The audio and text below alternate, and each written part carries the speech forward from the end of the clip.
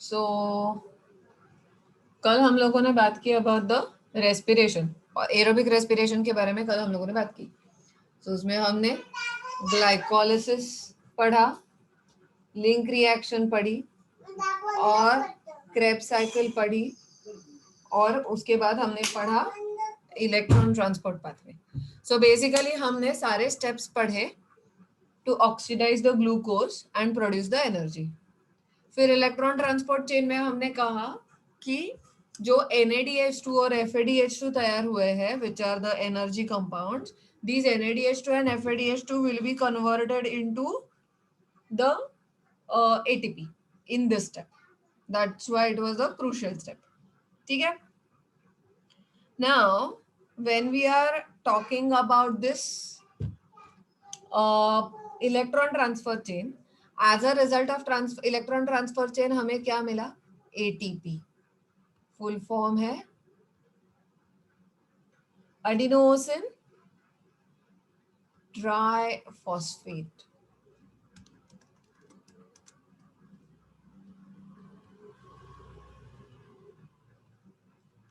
ATP। ठीक है? सो ये जो ATP है, this is called as the energy currency of the cell, of the organism या ऑफ द सेल। ठीक है?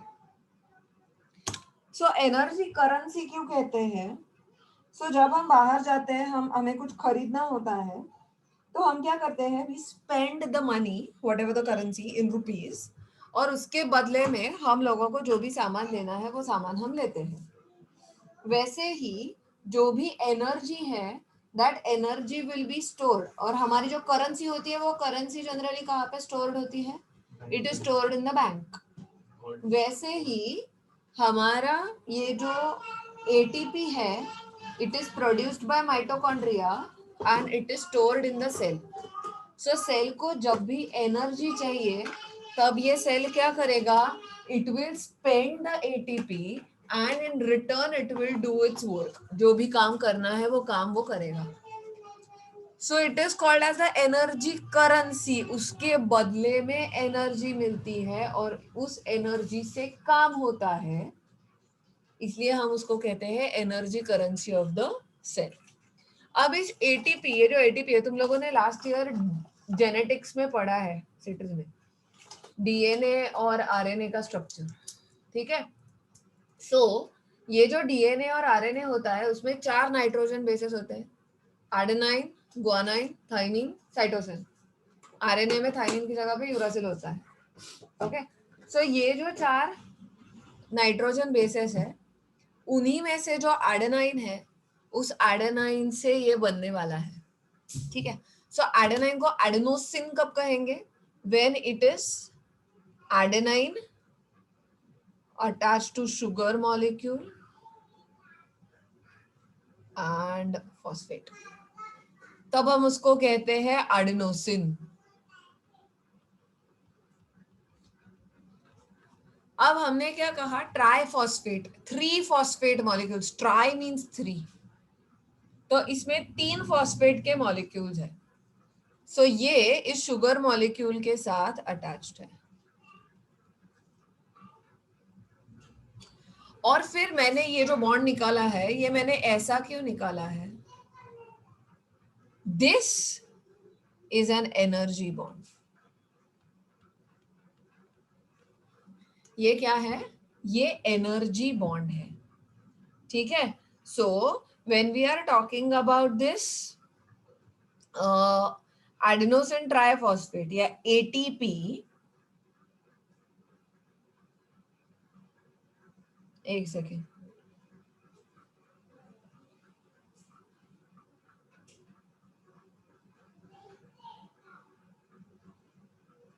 ओके। सो यहाँ पे जितनी भी एनर्जी बनी है वो सारी की सारी इन बॉन्ड्स में प्रेजेंट है। सो ATP से एनर्जी कैसे बनती है? सो आई हैव ATP, एडेनोसिन है, शुगर है, अरे उल्टा निकाला मैंने। सो एडेनाइन है अटैच टू द शुगर और इसके साथ फॉस्फेट अटैच्ड है, जब मुझे एनर्जी चाहिए तो इनमें से एक बॉन्ड ब्रेक करेंगे. सो this is ATP which will be converted into ADP, diphosphate, और फॉस्फेट बाहर निकला. अब ये जो फॉस्फेट बाहर निकला है, ये एनर्जी बॉन्ड ब्रेक करके निकला है, तो एनर्जी रिलीज हो गई बॉन्ड में जो स्टोर्ड थी वो. सो ये जो रिलीज्ड एनर्जी है that will be used for doing whatever activities needed. लेकिन इसकी सारी एक फॉस्फेट निकल गया तो सारी की सारी एनर्जी खत्म हो गई क्या? नहीं, इसमें और भी एनर्जी है. So now this ADP, it has adenine, sugar, और उसके साथ और 2 फॉस्फेट है और एक एनर्जी बॉन्ड अभी भी बचा है. ये ADP है, एडेनोसिन डाइफॉस्फेट है. अब और एनर्जी चाहिए, ये बॉन्ड भी ब्रेक करेंगे. सो अब क्या बना? AMP, adenosine monophosphate. सो यहां पे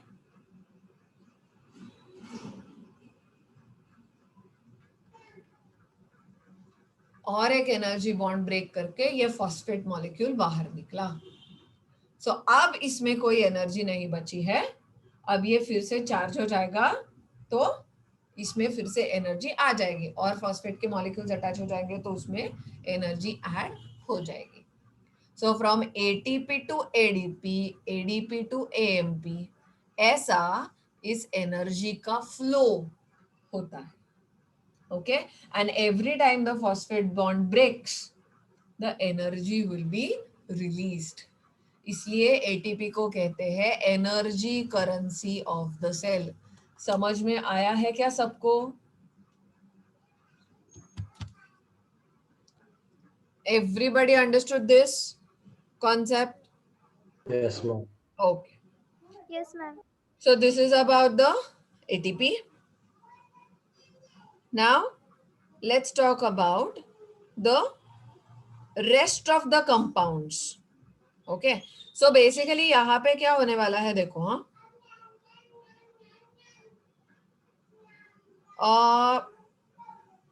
When we are talking about this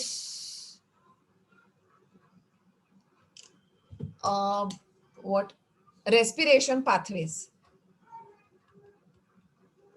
कल हम लोगों ने पूरा रेस्पिरेशन का, एरोबिक रेस्पिरेशन का पाथवेज हमने देखे या स्टेप्स हमने देखे. तो उसमें हमने स्टार्ट कहाँ से किया था? ग्लाइकोलिसिस से. ग्लाइकोलिसिस हुआ, फिर क्रेब्स साइकिल हुआ, फिर इलेक्ट्रॉन ट्रांसपोर्ट 10 हुआ. सो हमने ये अज्यूम किया था कि बॉडी में कार्बोहाइड्रेट बहुत ज्यादा है, तो कार्बोहाइड्रेट जो है वो ग्लूकोज में कन्वर्ट हो जाएगा और फिर हमें एनर्जी मिलेगी. लेकिन ऐसा हमेशा होता है क्या कि कुछ भी हो जाए ग्लूकोज प्रेजेंट रहेगा ही, कार्बोहाइड्रेट्स हमारे बॉडी में प्रेजेंट रहेंगे ही? ऐसा होता है क्या हमेशा? No, ma'am. नहीं होता. किसी ने अगर फास्ट किया, ओके, या किसी ने रोटी या ये खाया ही नहीं, राइस खाया ही नहीं उस दिन, कुछ अलग ही सारी चीजें खाई, तो एनर्जी तो बननी चाहिए ना. बॉडी तो सरवाइव नहीं करेगी विदाउट एनर्जी, राइट? तो इसके लिए 2 और कंपाउंड्स हैं.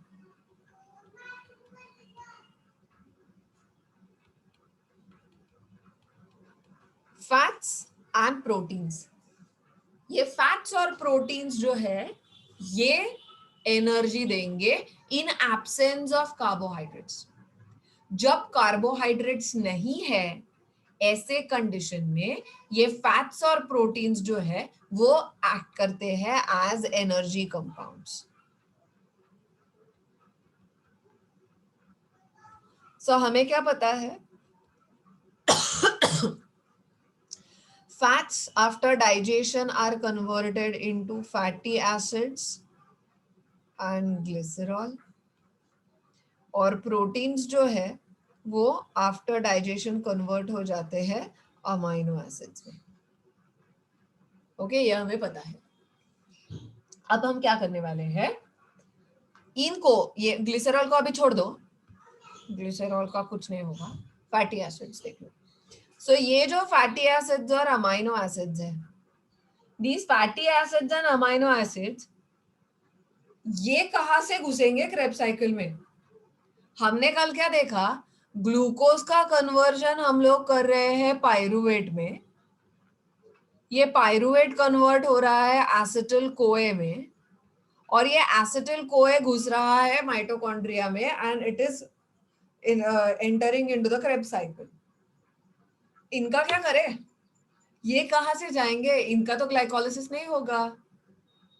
So these fatty acids and amino acids, they are directly converted into acetyl CoA. इनका डायरेक्टली एसिटिल कोए में कन्वर्जन हो जाता है.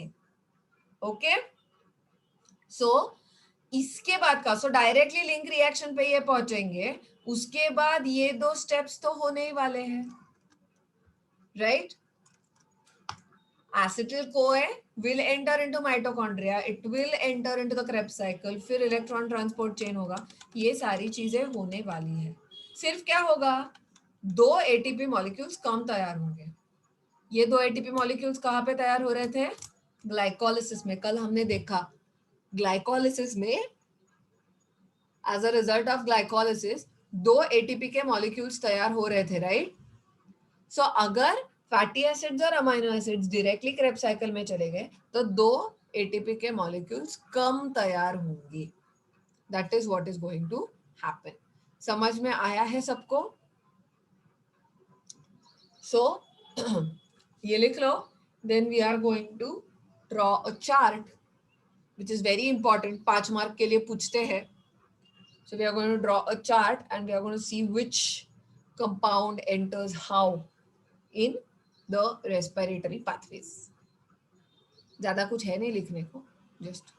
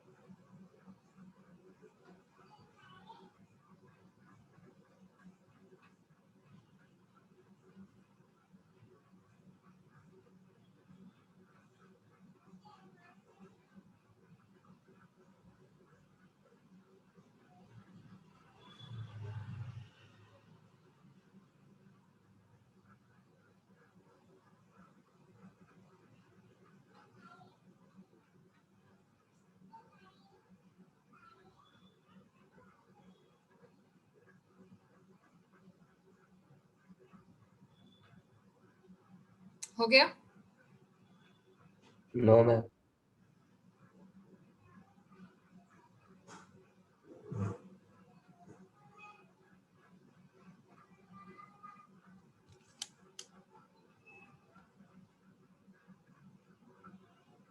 हो भाग्याचे पाठवते, हा क्लास झाला की पाठवते.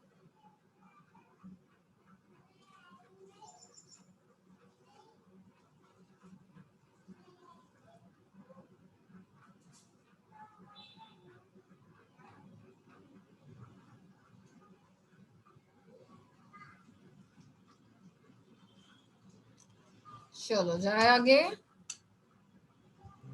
Yes, ma'am. चलो अब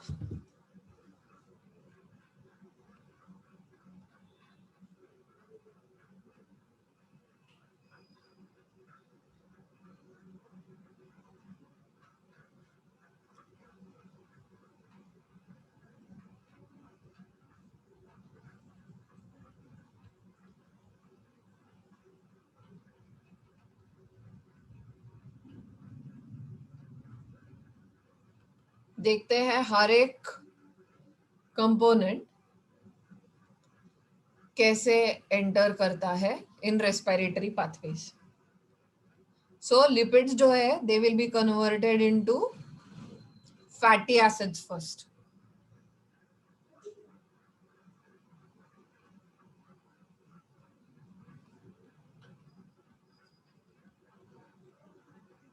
as a result of digestion। इनका डाइजेशन होके ये फैटी एसिड्स में कन्वर्ट हो जाएंगे। कार्बोहाइड्रेट्स जो है उनसे ग्लूकोज बनेगा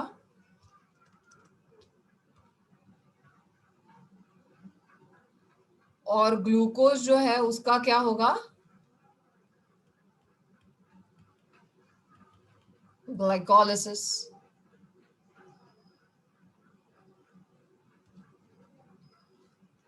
ग्लाइकोलिसिस के बाद इसका क्या होगा,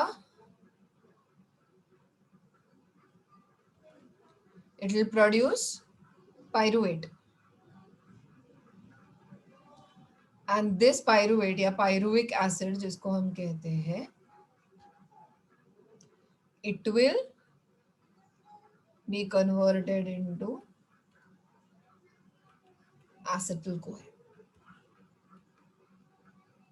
सो ये हो गया link reaction. In case of fatty acid क्या होने वाला है, ये फैटी एसिड जो है ये डायरेक्टली कन्वर्ट हो जाएगा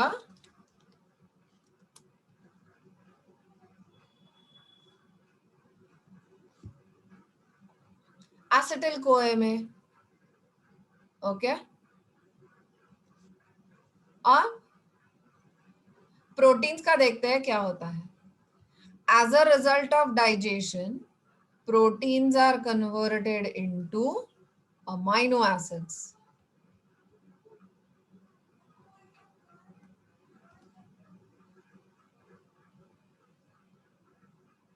Okay, again amino acids directly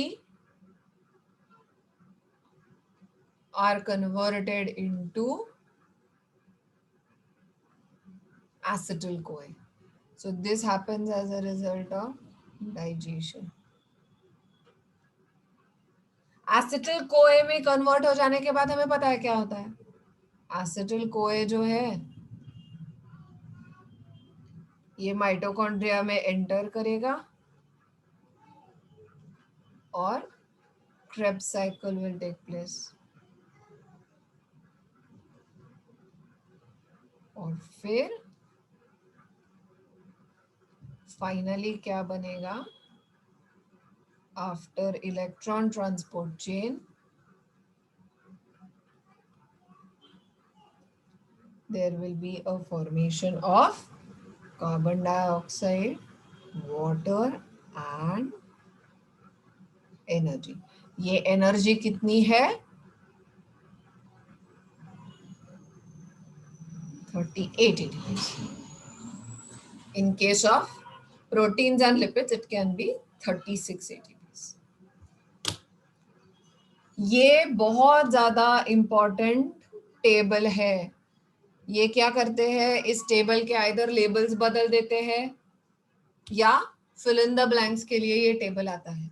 सो ये सबने अभी निकालना है और ये टेबल तुम लोगों को बाय हार्ट होना चाहिए।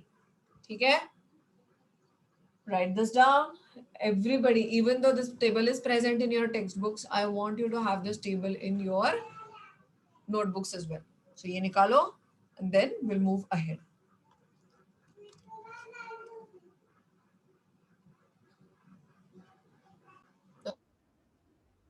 अब हम बात करेंगे अनेरोबिक रेस्पिरेशन के बारे में। अब तक हमने बात की थी एरोबिक रेस्पिरेशन में, ठीक है, that is respiration in presence of oxygen. अब कुछ ऑर्गेनिजम्स ऐसे होते हैं जो ऑक्सीजन के प्रेजेंस में नहीं रह सकते। इन ऑर्गेनिजम्स के लिए ऑक्सीजन जो है it acts as a poison, so they have to live in absence of oxygen if they want to survive. Survive करने के लिए उन लोगों को ऑक्सीजन के एब्सेंस में रहना पड़ता है। ऐसे ऑर्गेनिजम्स को कहते हैं anaerobic organisms.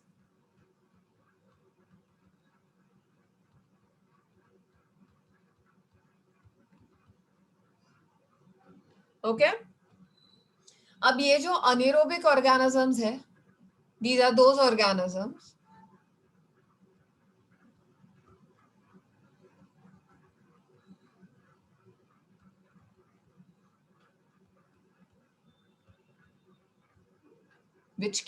which actually do survive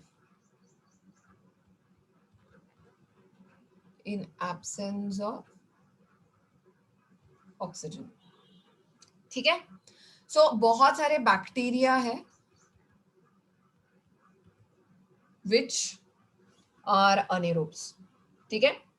अब ये क्या करते हैं, ये अनेरोबिक रेस्पिरेशन करते हैं फॉर सर्वाइवल। अब इनमें तो प्रोटीन्स फैट्स वगैरह कुछ ये यूज नहीं करते for energy production, they are going to use carbohydrates only for the production of energy. लेकिन इस अनेरोबिक रेस्पिरेशन में ग्लूकोज जो है उसका कंप्लीट ऑक्सीडेशन नहीं हो सकता, obviously because oxygen is not present here, so complete oxidation will not happen of this carbohydrate in case of anaerobic respiration, and that's why energy जो है वो कम होती है।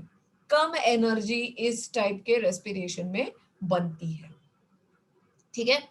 अब एरोबिक रेस्पिरेशन और अनेरोबिक रेस्पिरेशन में एक स्टेप जो कॉमन है दैट इज ऑफ ग्लाइकोलिसिस। सो जो भी ग्लूकोज है इस ग्लूकोज का ग्लाइकोलिसिस होने वाला है। ग्लाइकोलिसिस नॉर्मल जैसा एरोबिक रेस्पिरेशन में हुआ वैसा ही, as a result of glycolysis यहाँ पे भी वही सब बनने वाला है। क्या क्या बनेगा, 2 molecules of pyruvic acid and plus there will be a formation of 2 molecules of ATP, 2 molecules of NADH2, ये बनेगा and water, ये इस केस में भी बनेगा। तो फिर फर्क कहाँ पे है, ये जो पायरुविक एसिड है ये पायरुविक एसिड बनने के बाद का जो प्रोसेस है उसमें डिफरेंस है, ठीक है। जब पायरुविक एसिड बन जाता है it is a 3 carbon molecule. Aerobic respiration में क्या होता है, एरोबिक रेस्पिरेशन में ये पायरुविक एसिड जो है it gets converted into acetyl CoA, और फिर एसिटिल कोए जो है वो माइटोकॉन्ड्रिया में एंटर करेगा, उसका पूरा का पूरा ऑक्सीडेशन होगा और as a result of it energy will be generated, ठीक है। अब यहाँ पे in case of anaerobic organisms oxygen है ही नहीं, तो पायरुविक एसिड तैयार होने के बाद के स्टेप्स थोड़े अलग है। सो दो चीजें हो सकती है as a result of formation of pyruvic acid, दो अलग अलग तरीके से अनेरोबिक रेस्पिरेशन होता है। अब एक चीज याद रखो, अनेरोबिक रेस्पिरेशन का ही दूसरा नाम है फर्मेंटेशन। अनेरोबिक रेस्पिरेशन को ही क्या कहते हैं, फर्मेंटेशन कहते हैं। तो पायरुविक एसिड जो है वो 2 कंडीशंस में या 2 कंपोनेंट्स में कन्वर्ट हो सकता है।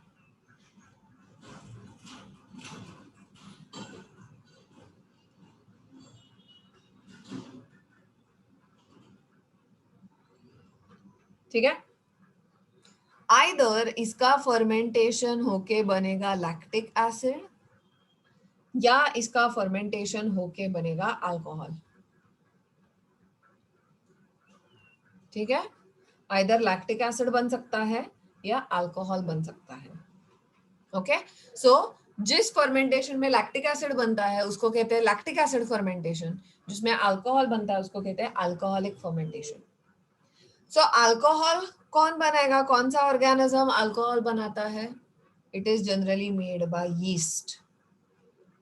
Yeast is a fungus. ये in absence of oxygen pyruvic acid से alcohol बनाता है, इसलिए ये breweries में यूज होता है. breweries मतलब जहाँ पे अल्कोहल बनता है, इथेनॉल बनाने के लिए ये यूज होता है. लैक्टिक एसिड फर्मेंटेशन कहाँ पे दिखाई देता है? इन case of muscle cells.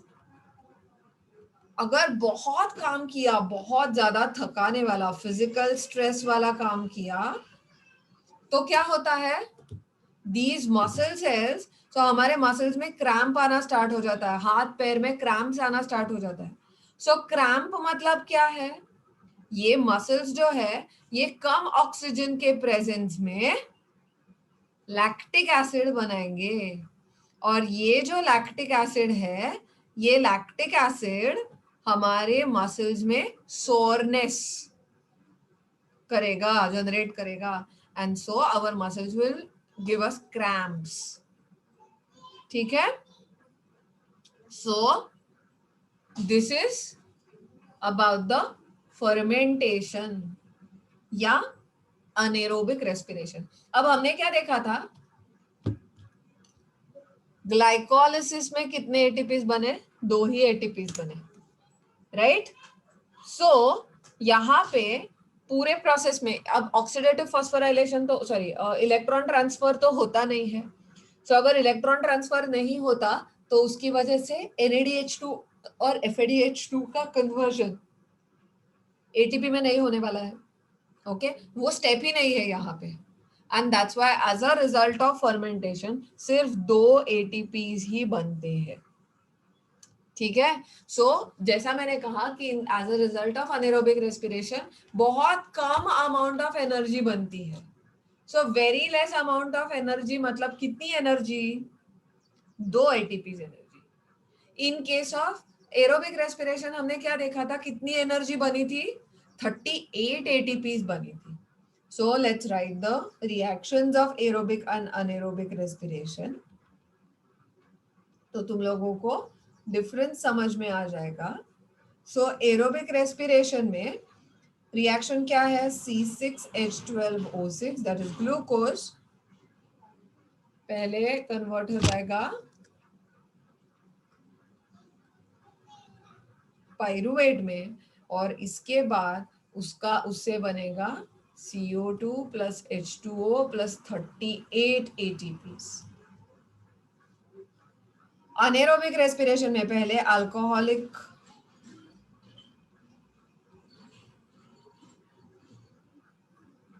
Fermentation देखते हैं.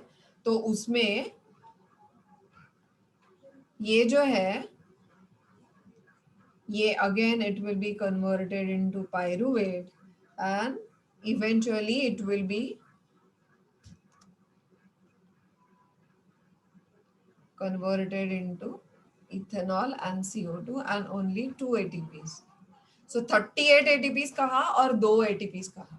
Huge difference. और लैक्टिक एसिड फर्मेंटेशन में क्या हो रहा है?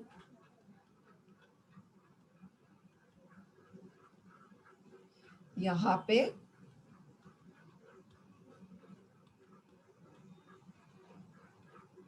ये कन्वर्जन हुआ और इसके बाद क्या बना?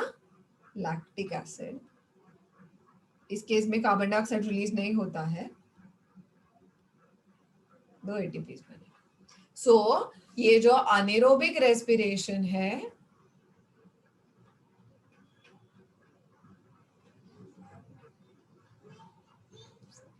इसमें सिर्फ 2 ATPs बने हैं, यहाँ पे 38 ATPs बने हैं. That's the difference.